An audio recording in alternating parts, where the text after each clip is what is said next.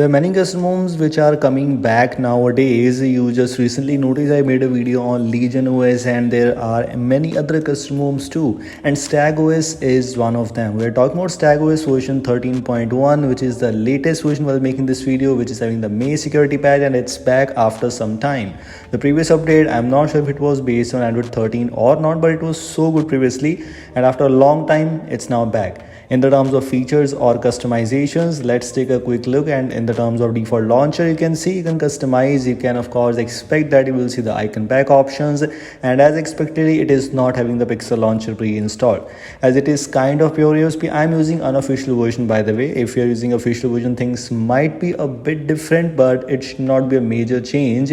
You will see, you'll be able to see that you will get this kind of launcher, which is based on launcher 3, which is having some customizations related to icons, home screen, app drawer, and some of the options are also available in developer options, which is a very useful thing. And as you already noticed that I'm using unofficial version, so this is not working here in my case, but that's completely fine. If you take a look at the quick settings panel, you will be able to notice the quick settings panel is now in light mode if you use a light mode.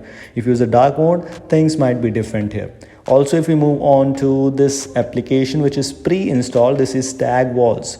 Like for example, Evolution X OS also brings you the default wallpaper app, where you can simply enable any apps, enable any wallpapers from there, download any wallpapers from there, which is a good thing. But in Stag Walls, which the app which is pre-installed here, I found there are many interesting wallpapers available. Their own wallpapers known as Stag OS walls are of course present there, but including that, some anime wallpapers, Spider-Man wallpapers, and there are many other wallpapers available here. Looks quite interesting, by the way. You can go and explore them also.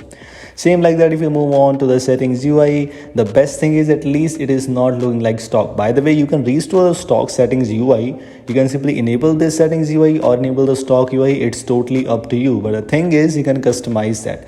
How you can customize that? You will be able to move on to the display options. You will be able to notice alternate settings UI.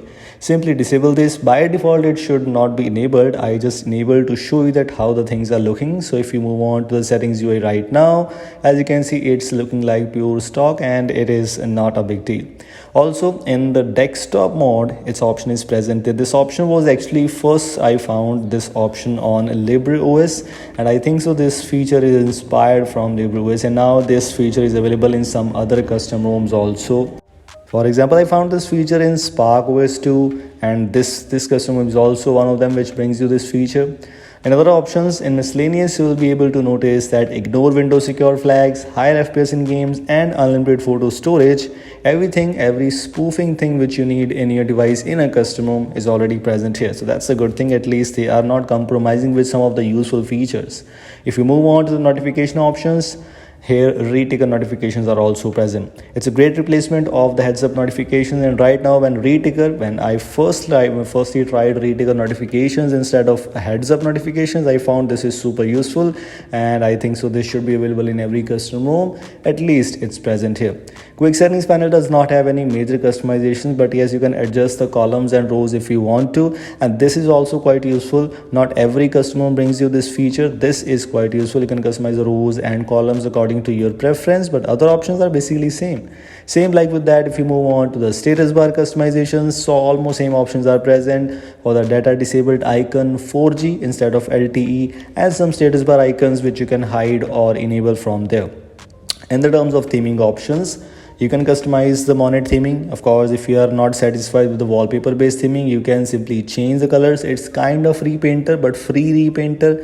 And the font style options customizations, icon pack customizations, icon style customizations, and almost every customization, every theming option which is almost present in every custom ROM is also present here.